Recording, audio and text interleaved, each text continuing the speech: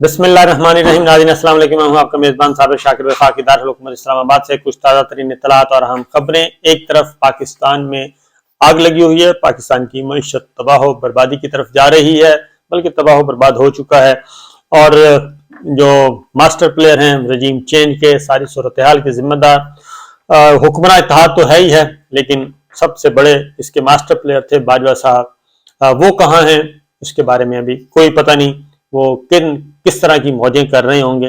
اللہ تعالیٰ انشاءاللہ اللہ تعالیٰ ضرور پوچھیں گے کہ یہ سارا کچھ کرنے کی کیا ضرورت تھی، اور الیکشن ہو رہے تھے، انتخابات کی طرف ملک جا رہا تھا اور حکومت نے آ جانا تھا، اور جس نے بھی آنا تھا، لیکن یہ سب کچھ ایک سوچے سمجھے پلاننگ کے تحت کیا گیا تھا، اور اس کا نقصان صرف اور صرف پاکستان کو ہوا ہے، افواج پاکستان کو ہے، پاکستان کو ہوا، پاکستان کے عوام کو ہوا ہے، اور کسی کو کوئی نقصان نہیں ہوا۔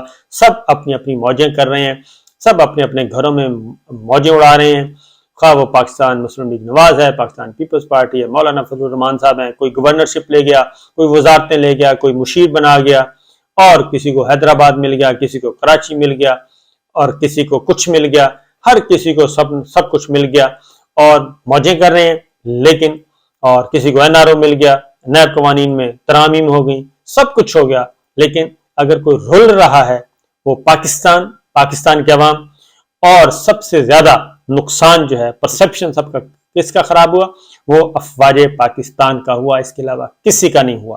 اور سوچنا چاہیے کہ فرد واحد کے یہ فیصلے جو ہیں، فرد واحد کے فیصلوں نے اداروں کو نقصان پہنچایا، اداروں کے بارے میں پاکستان کے عوام میں کیا زہر گھولا، اور اس کے بعد پاکستان کے ساتھ کیا ہوا، یہ کھلواڑ۔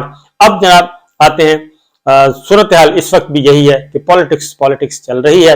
پاکستان مجھے نہیں لگتا کہ کسی کی پریورٹی ہے، کیونکہ ایم کیو ایم نے جب دیکھا کہ اس کے ہاتھ سے حیدرآباد اور کراچی بھی جا رہا ہے، اور اس نے بھی فوراً شور مچا دیا کہ جناب یہ بہت ظلم ہو رہا ہے، بہت کچھ ہو رہا ہے، لہٰذا انہوں نے کہا کہ ہم حکومت سے الگ ہو رہے ہیں۔ پھر متحدہ قومی موومنٹ کے جو مختلف دھڑے ہیں ان کو ملانے کی کوشش کی گئی، وہ بھی فلاپ ہو گیا ہے، کیونکہ ان حالات میں کون کسی کے ساتھ ملتا ہے؟ اس وقت تو ہر کسی کو نفس نفسی کا عالم ہے، لہٰذا گورنر سندھ کامران ٹیسوری نے جو ایک بیڑا اٹھایا تھا، اس میں پی ایس پی نے بھی ہاتھ کھینچ لیا، اور آج آفاق احمد صاحب نے بھی ہاتھ کھینچ لیا، اور وہی ہر کوئی پرانی تنخواہ پہ کام کرے گا، اور وہ کہتے ہیں کہ جناب صورتحال تو ذرا دیکھیں کہ کس طرف جا رہی ہے۔ ان حالات میں جبکہ ایم کیو ایم ایک ہنستا بستا سیٹ اپ چھوڑ کے پاکستان پیپلز پارٹی کو جوائن کیا ماضی میں، جس نے پاکستان پیپلز پارٹی نے کبھی کچھ نہیں دیا، اور مسلم لیگ نواز کو جوائن کیا، کس کے کہنے پہ کیا، فروغ نسیم صاحب بتا چکے ہیں، مقبول صدیقی صاحب بتا چکے ہیں، تو لہٰذا یہ اتنا اچھا کارنامہ جس نے بھی دیا، اب انہوں کہتے ہیں کہ بھگتیں، اور ہم ڈوبتی ہوئی کشتی میں کیوں سوار ہوں۔ لہٰذا پاکستان پیپلز پارٹی نے مکمل طور پہ جواب دے دیا ایم کیو ایم کو، اور انہوں نے کہا کہ حیدرآباد اور کراچی میں ہمیں مل رہے ہیں، کسی صورت میں بھی الیکشن ملتوی نہیں ہوں گے، اور نہ ہی ہم ایم کیو ایم کے ہاتھوں بلیک میل ہوں گے۔ وہ مکمل طور پہ اپنے بات پہ قائم ہے۔ کامران ٹیسوری گورنر سندھ، اور ان کو جو ٹاسک کیا گیا، ان کو پتہ چل گیا کہ حالات خراب ہیں، اور وہ اس ساری محفل کے دلہا نہیں بن سکے، لہٰذا وہ بھی پیچھے ہٹ گئے ہیں، اور انہوں نے کہا جی مشترکہ اعلامیہ جاری کیا جائے گا، اور ہم الیکشن کا بائیک آؤٹ ہرگز نہیں کریں گے، کیونکہ الیکشن کا بائیک آؤٹ کرنے کا مطلب ہے جو 2-4 سیٹیں ملنی ہیں وہ بھی نکل جائیں، وہ بھی ہاتھ سے نکل جائیں گی۔ الیکشن کمیشن آف پاکستان میں اپیل پہنچی، الیکشن کمیشن آف پاکستان نے بھی ان کے مزاج سے ایسے لگ رہا ہے کہ کوئی چانس نہیں ہے وہ ایم کیو ایم کو کوئی انٹرٹین کریں، کیونکہ باقی جماعتیں الیکشن چاہتی ہیں سوائے ایم کیو ایم کے، اور ایم کیو ایم کے علاوہ باقی ساری جماعتیں چاہتی ہیں کہ وہاں پہ الیکشن ہو، لہٰذا ایم کیو ایم کا کوئی چانس نہیں بنتا کہ الیکشن کمیشن آف پاکستان۔ ہاں البتہ متحدہ قومی موومنٹ اگر حکومت یہ کہتی ہے کہ جی ہم دستبردار ہو رہے ہیں، حکومت چھوڑ رہے ہیں، اور وفاقی حکومت چھوڑ رہے ہیں، تو اس سے بھی پاکستان پیپلز پارٹی کو کیا فرق پڑے گا؟ پاکستان پیپلز پارٹی کو اگر حیدرآباد اور کراچی کی میئرشپ مل جاتی ہے، اور اس کے بعد اور 2 مہینے بعد 2 مہینے بعد 3 مہینے بعد یہ سارے کا سارا سسٹم سمیٹا ہی جانا ہے، نئے الیکشن ہونے ہی ہونے ہیں، نئے الیکشن آئیں گے یا ٹیکنوکریٹس کی گورنمنٹ آئے گی، کچھ بھی ہوگا، تو وہ کہتے ہیں کم از کم حیدرآباد اور کراچی تو ہمیں واپس مل رہا ہے، لہٰذا وہ اس پہ قائم ہے، اور M Q M election commission of Pakistan بھی تو فارغ ہے جی.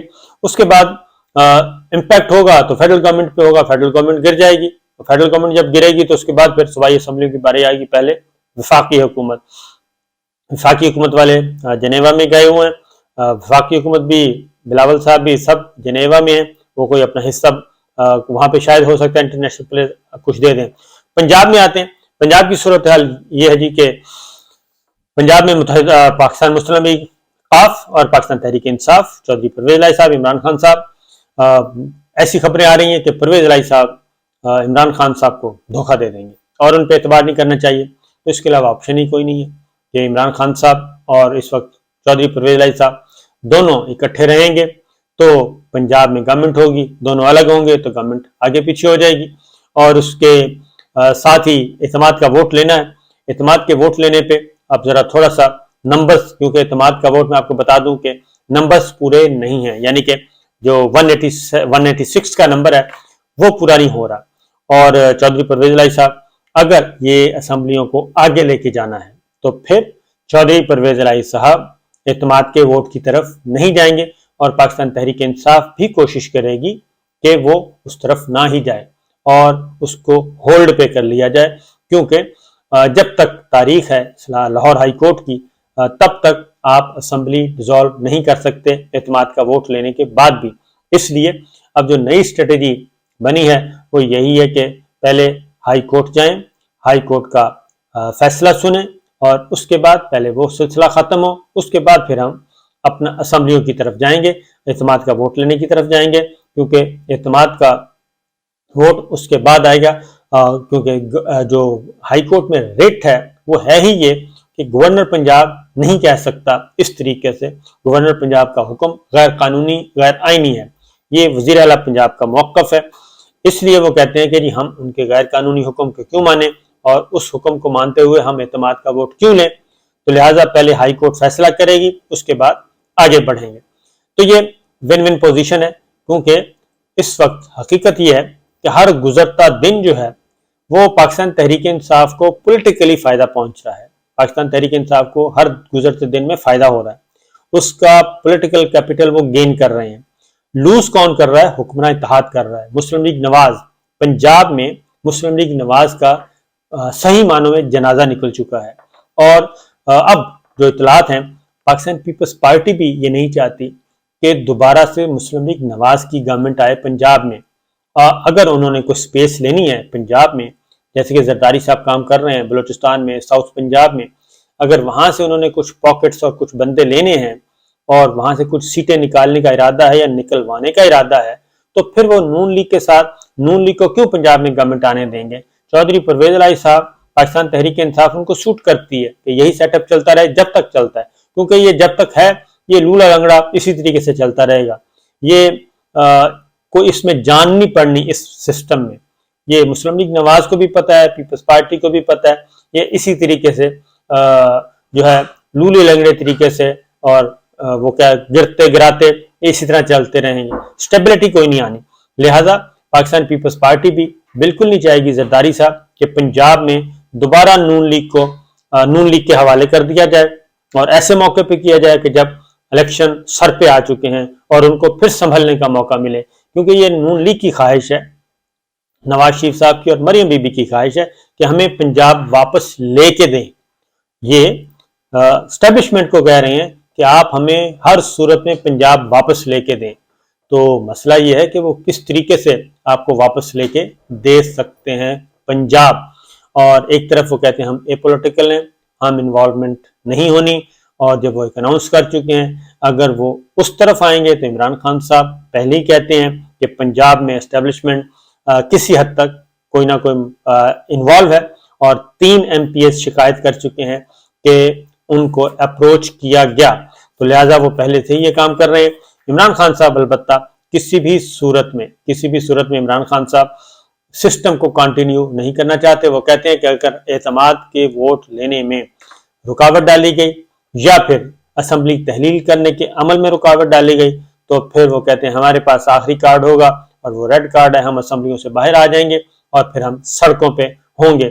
باقی رہا گرفتاری کا ڈر کہ ان کو گرفتار کیا جائے گا نہیں کیا جائے گا, تو خان صاحب ذہنی طور پہ تیار ہیں اس وقت کہ یہ جو ہے ہوا، اس ہوے کو بھی ختم کر دینا چاہیے. اگر کوئی گرفتار کرنا چاہتا ہے تو ویل اینڈ گڈ، آئیں گرفتاری بھی کر لیں گے، کیونکہ گرفتاری کے بعد بھی جو سپورٹ ملنی ہے وہ عمران خان صاحب کو ہی ملنی ہے. ان کی مقبولیت میں مزید اضافہ ہوگا.